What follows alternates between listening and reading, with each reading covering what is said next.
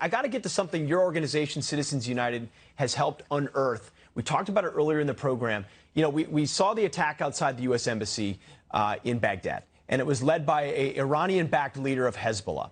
Well, it turns out, because of groups like yours who've unearthed documents and photographs that have emerged in the public, this leader was in the Oval Office with, there's a picture, arrow pointing to him right there, with Nouri al-Maliki, who was the prime minister of Iraq at the time, in 2011.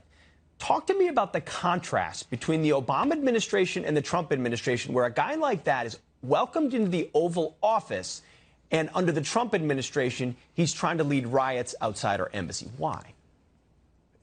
That's the million-dollar question. Why is there someone who seems to be a terrorist and a terrorist leader? Why is that person in the Oval Office chumming it up with Barack Obama and Joe Biden and Hillary Clinton? And it is only from our nearly decade-long work in the FOIA litigation that we had this in our library. As soon as his name popped, we were able to search our database and find out that Joe Biden was in that exact meeting with President Obama.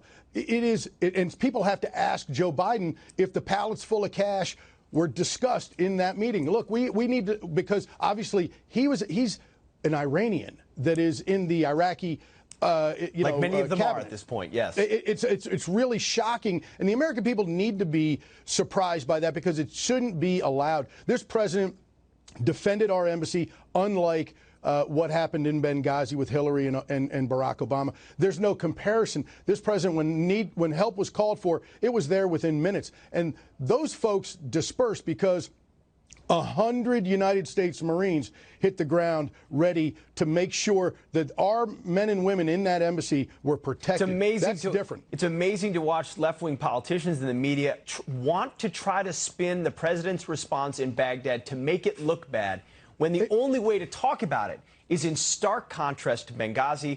We delivered reinforcements when they were required, and made sure that our personnel were protected. Last second, 10 seconds. Pete, it was almost like they were cheering for death and destruction at our embassy. It's so anti-American. It's exactly the opposite of what we as Americans should be. We wanted Barack Obama to succeed. They should want President Trump to succeed, but their hatred knows no bounds, and they can't even see their way to make sure that they cheer when we do well. I've heard that the Trump derangement syndrome does lead to blindness, David, so that might be part of the reason. Thank you very much for your insight, for your work at Citizens United. We appreciate it.